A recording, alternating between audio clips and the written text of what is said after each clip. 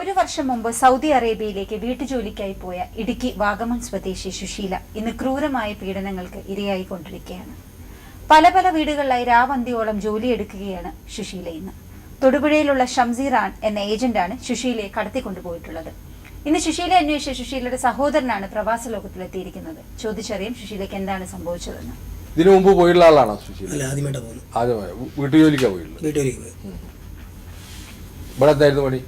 ഇവിടെ തോട്ടത്തിൽ പണിയായിരുന്നു സാർ. ഇവിടെ കൂലിപ്പണിയായിരുന്നു. തോട്ടത്തില് തേയില എസ്റ്റേറ്റ് ആയിരുന്നു. ഇവിടെ ആരെ കൊണ്ടുപോയത്? റഫീഖ. ഷംസീർ എന്ന് പറഞ്ഞ തൊടുപുഴയുള്ള ഒരു ഏജന്റ് മുഖാന്തരം. എത്ര രൂപ കൊടുത്തു? ഇല്ല, അവര് കൊണ്ടുപോകുമായിരുന്നു കാശ് മുടക്കി. ബോംബെ വഴി അല്ല, നെടുമ്പാശ്ശേരി. നെടുമ്പാശ്ശേരി തന്നെ കൊണ്ടാക്കാൻ ഞാൻ പോയിരുന്നു നെടുമ്പാശ്ശേരി. സൗദിയിൽ എവിടെയെന്ന് അറിയോ? സൗദിയിൽ അതിൻ്റെ അകത്തൊരു സ്ഥലം അപേക്ഷിക്കാത്തുണ്ട്. അൽഖാസിമിലാണ് അല്ലേ? അവിടെ ആരും ഇല്ല അല്ലേ? അറബിയുടെ വീട്ടിലാണ് അല്ലേ? അറബിയുടെ വീട്ടിലാണ്. ആദ്യം ഒരു 3 മാസം ഒരു വീട്ടിൽ എന്നെ ജോലി ചെയ്തിരുന്നു. എന്നെ അവിടുന്ന് ഇപ്പം അതിനുശേഷം ഇപ്പം പോയിട്ട് ഒരു വർഷം 1 മാസമായി എന്നെ ജോലിക്ക് പോയിട്ട് ഇവിടുന്ന്. പിന്നെ ഓരോ മാസം മക്കളുണ്ടോ സുശീലയ്ക്ക്? ഒരു ചെറുക്കനുണ്ട്. ഭർത്താവില്ല. ഇപ്പം മരിച്ചുപോയി. നിങ്ങളുടെ പ്രദേശമാണ്? അതെ. സുശീലയ്ക്ക് കുട്ടി ആരും നോക്കുന്നത്? വലിയ ചെറുക്കൻ, 10-22 വയസ്സുള്ള മകനാ. ഇപ്പോ നിങ്ങൾ ശ്രമിച്ചു നോക്കിയോ ഈ ഷംസീർ?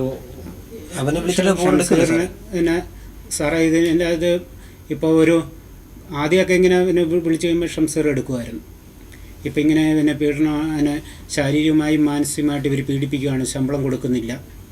അങ്ങനെയൊക്കെ ആയി.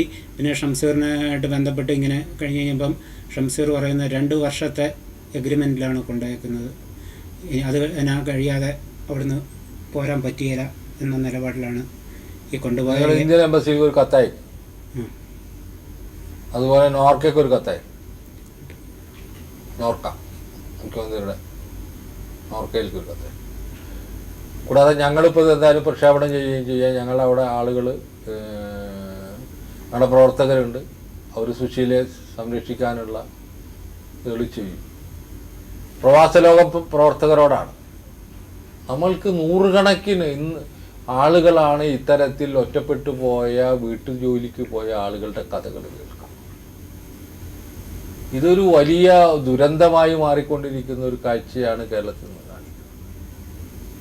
ഈ തെറ്റായ രീതിയിലൂടെ കൊണ്ടുപോകുകയും അവിടെ ചെല്ലുമ്പോൾ അതിക്രൂരമായി പീഡിപ്പിക്കുകയും ചെയ്യുന്ന കഥകളാണ് അനുദിനം നമ്മളുടെ ചാനലിലൂടെ ഈ പ്രോഗ്രാമിലൂടെ വന്നുകൊണ്ടിരിക്കുന്നത്. ഇവർ നമ്മളെ തേടി വരുന്നത് ഒരു പരിഹാരത്തിന് വേണ്ടിയാണ്. നമ്മളെ പരിമിതികളും വളരെ കൂടുതലാണ് എന്ന് എല്ലാ പ്രേക്ഷകരും അറിയേണ്ടതുണ്ട്. എല്ലാവരും കുടിയേറ്റം നടത്തുമ്പോൾ അല്ലെങ്കിൽ ജോലി തേടി വിദേശത്തേക്ക്, പ്രത്യേകിച്ച് വീട്ടുതൊഴിലിന് വേണ്ടി സൗദി അറേബ്യ, കുവൈത്ത്, മസ്കറ്റ് പ്രദേശങ്ങളിലേക്ക് പോകുമ്പോൾ 10 പ്രാവശ്യം ആലോചിക്കുക, 10 പ്രാവശ്യം ചെക്ക് ചെയ്യുക.